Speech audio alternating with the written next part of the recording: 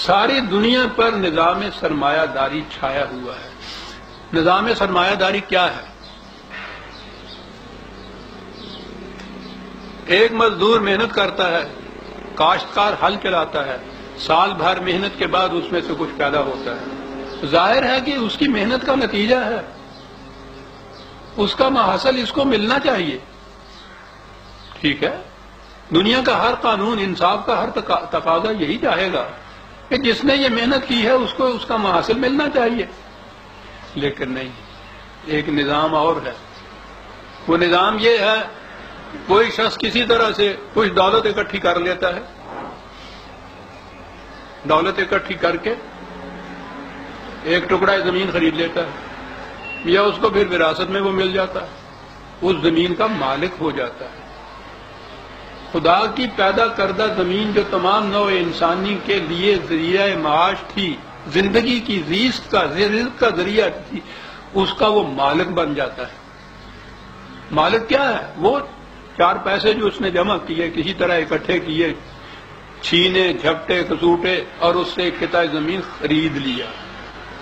اب اس زمین پہ وہ مزارع کاشتکار سال بھر محنت کرتا ہے، جو اس کے محصل کا واحد مالک ہونا چاہیے۔ یہ شخص جس نے چار پیسے دے کے وہ قطعہ زمین خریدا تھا، اس کی محنت کے محصل میں سے آدھا بلکہ آدھے سے زیادہ لے جاتا ہے۔ اس سے زیادہ روپیہ ہے تو فیکٹری لگا لیتا ہے۔ آپ گھر میں بیٹھا ہوا ہے، دفتر میں کرسی پہ بیٹھا ہوا ہے، ٹیلی فون رکھا ہوا ہے، اور 1000 مزدور وہاں کام کر رہا ہے۔ جو کچھ اس کارخانے سے پیدا ہوتا ہے وہ ان مزدوروں کی محنت سے پیدا ہوتا ہے، لیکن ان کی محنت سے ان مزدوروں کو اس طرح سے اتنا بھی نہیں ملتا کہ جن سے ان کے بچوں کا پیٹ پل جائے۔ ملتا بھی ہے تو گداگروں سے ملتا ہے۔ وہ جو پہلے روپیہ جس نے اکٹھا کر کے یہ لگا رکھا تھا، ان کی محنت کا سارا سرمایہ محصل وہ لے جاتا ہے۔ اسے کہتے ہیں نظام سرمایہ داری، یعنی سرمایہ کیپٹل جو ہے اس کا معاوضہ ملتا ہے، محنت کا معاوضہ نہیں ملتا۔ محنت کا معاوضہ اتنا ہی جتنا یہ سرمایہ دار چاہے کہ اس کو دیا جائے۔ یہ تھا نظام سرمایہ داری، جس کا گہری نظر سے مطالعہ کیا اقبال نے یورپ میں اپنی تعلیم کے دوران، اور عمر بھر پھر وہ اس نظام سرمایہ داری کے خلاف جہاد کرتا رہا، کیونکہ اس کے خلاف سب سے پہلا جہاد قرآن کریم نے کیا تھا۔ قرآن کریم نے آ کر یہ بتایا کہ انسانیت کے طوق و سلاسل جن میں یہ جکڑا چلا آ رہا ہے وہ 3 چیزیں ہیں۔ انسانوں کی انسانوں پر حکومت، خواہ اس کی کوئی شکل، عہد قدیم کی شاہنشاہیت ہو، ڈکٹیٹرشپ ہو، آمریت ہو، یا مغرب کی جمہوریت ہو، انسانوں کی انسانوں پر حکومت۔ قرآن نے کہا کہ یہ قطعاً حرام ہے۔ سروری زیبا فقط ایک ذات بے ہمتا کو، حکمراں ہے ایک وہی، باقی بتان آزری۔ دوسری چیز نظام سرمایہ داری کہ کسی طرح سے کچھ روپیہ اکٹھا کیا، اور پھر محنت کشوں کی محنت کا جو محصل ہے اس میں برابر کے نہیں، زیادہ وارث بن گئے، حصے دار بن گئے، سب بیٹھے ہوئے کچھ کام نہیں کر رہے۔ حالانکہ قرآن نے کہا تھا کہ لیسا للانسان الا ما سعی، معاوضہ محنت کا ہو سکتا ہے، سرمایہ کا نہیں ہو سکتا۔ قرآن نے اس کی جڑ کاٹی۔ یہ دونوں چیزیں جو ہیں، شخصی حکومت اور سرمایہ داری، یہ پنپتی ہے برہمنیت کے سر پر، پریسٹ ہوڈ کے سر پر، مذہبی پیشوائیت کے سر پر۔ حیران ہوں گے آپ یا دنیا بھی کہ ان کو اس سے کیا تعلق ہی تو ہے۔ کسی قسم کا مستبد حاکم ہو، کتنا ہی وہ ظلم و ستم کرے، اس کے متعلق ممبر پہ کھڑے ہو کے اس کے لیے اس کے حق میں دعائیں مانگی جاتی ہیں، اور عوام کو کہا جاتا ہے کہ یہ اس کا ذمہ دار نہیں ہے، یہ سب کچھ خدا کی مرضی سے ہوتا ہے۔ اس کے خلاف زبان پر حرف شکایت لانا تو ایک طرف، دل میں بھی اس کے خلاف کسی قسم کی گریز پیدا کرنا، خدا کو چیلنج دینا ہے، اس کے مد مقابل کھڑے ہونا ہے، دیکھنا کبھی ایسا نہ کرنا۔ جہاں تک نظام سرمایہ داری کا تعلق ہے، واز پہ واز کہے جاتے ہیں کہ وہ جسے چاہے غریب کرے، جسے چاہے امیر کرے، رزق خدا کے ہاتھ میں ہے صاحب۔ اگر وہ کسی کو بھوکا رکھتا ہے تو مرضی ہے مولا برہما اولا صاحب، خدا کی مرضی ہے ایسا رہنا۔ بالکل اس کے خلاف جدوجہد کچھ نہ کرنا بھائی، خدا کے خلاف یہ چیلنج ہو جائے گا، کوئی بات نہیں۔ یہ امیر اتنے چند روزہ دنیا ہے، یہ دنیا کے کتے ہیں، ان کو ناچ لینے دو، آخرت کی جنت تمہارے حصے میں ہے۔ اور وہ کہہ رہا ہے کہ من کانا فی ہذہ اعمی فہو فی الآخرۃ اعمی۔ یہ سبق ان کو پڑھایا جا رہا ہے۔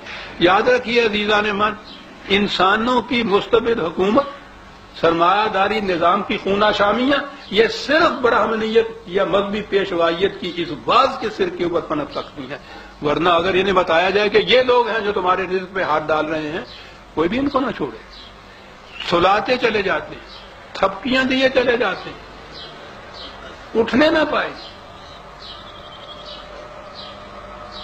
یہ تھے وہ 3 طوق و سلاسل جو قرآن نے کہے کہ نبی اکرم صلی اللہ علیہ وسلم انہیں اتارنے کے لیے تشریف لائے ہیں۔ حضور کی بعثت کا مقصد ان اغلال و سلاسل کو توڑنا ہے، اور توڑ کے بتایا ایسا نظام دنیا میں قائم ہوا کہ جس میں کوئی انسان کسی انسان کا نہ محکوم تھا نہ محتاج تھا، اور درمیان میں پھر مذہبی پیشوائیت کی تو ضرورت ہی نہ رہی تھی صاحب۔ یہ تھا وہ نظام جسے اسلامی مملکت، جس کو نظام اسلامی، نظام قرآنی آپ کہتے ہیں۔ اس کا مطالعہ کیا ہے اس نادرہ روزگار مفکر نے ہمارے۔ پہلی چیز اس نے دی، یعنی محنت کش جو ہے اس کو مزدور کا نام دے دیجئے، لیبر کہہ لیجئے اس کو، مزدور کہہ دیجئے اس کو، مزارع کہہ دیجئے اس کو۔ اس کے مقابل میں وہ جو صرف روپے کے زور پہ اس کے محنت کے محاصل کو لے جاتا ہے۔ 1922-23 میں علامہ اقبال نے وہ اپنی مشہور نظم لکھی خضر راہ، موضوع تو بنیادی موضوع تو اس کا اور تھا، عثمانیوں کی شکست، لیکن اس میں ضمناً زندگی کے حقائق کے متعلق بڑی اہم چیزیں ہیں۔ 22-23 میں وہ لکھتے یہی ہیں، اس میں انداز ان کا یہ ہے کہ خضر سے ملاقات ہوتی ہے، اس سے یہ کچھ سوال کرتے ہیں، وہ اس کا جواب دیتے ہیں۔ ایک سوال کے جواب میں خضر کہتا ہے کہ بندہ مزدور کو جا کر میرا پیغام دے۔ خضر کا پیغام کیا ہے؟ یہ پیام کائنات، پوری کائنات کا یہ پیغام ہے، مزدور کو جا کر یہ پیغام دو کہ اے کہ تجھ کو کھا گیا سرمایہ دار ہیلا گر، اے کہ تجھ کو کھا گیا سرمایہ دار ہیلا گر، شاخ آہو پر رہی صدیوں تلک تیری برات۔ یہ ایک محاورہ ہے فارسی کا، برات عاشقاں بر شاخ آہو۔ ناممکن بات جو ہو تو اس کے لیے یہ بولا جاتا ہے، دست دولت آفری کو، دولت پیدا کرنے والا جو ہے اس کے ہاتھ کو مزد یوں ملتی رہی، اہل ثروت جیسے دیتے ہوں غریبوں کو زکات۔ اس کی محنت کا محاصل ہے، وہ ڈھیر لگا ہوا ہے، یہ محتاجوں، غریبوں، فقیروں، گداگروں کی طرح سمٹ کر بے کسی کے عالم میں بیٹھا ہے، کھڑا ہے کہ جو کچھ یہ عطا کر دیں گے ان کا کرم ہے صاحب۔ مزدور دن بھر محنت کر کے شام کو یوں کھڑا ہوتا ہے اس کے دروازے کے اوپر جیسے بھیک مانگ رہا ہے۔ وہ کہتا ہے جاؤ جاؤ آج نہیں کل دیں گے مزدوری۔ وہ کہتا ہے میرے گھر میں تو آج آٹا نہیں ہے، تو آٹا رکھتے کیوں نہیں؟ تم شام کے لیے آ جاتے ہو روز مانگنے کے لیے۔ یعنی اہل ثروت جیسے دیتے ہوں غریبوں کو زکات، اور مکر کی چالوں سے بازی لے گیا سرمایہ دار، انتہائے سادگی سے کھا گیا مزدور مات۔ اور اس کے بعد پیغام یہ ہے، اٹھ کہ اب بزم جہاں کا اور ہی انداز ہے، مشرق و مغرب میں تیرے دور کا آغاز ہے۔ سن 22-23 میں یہ شخص کہہ گیا ہے۔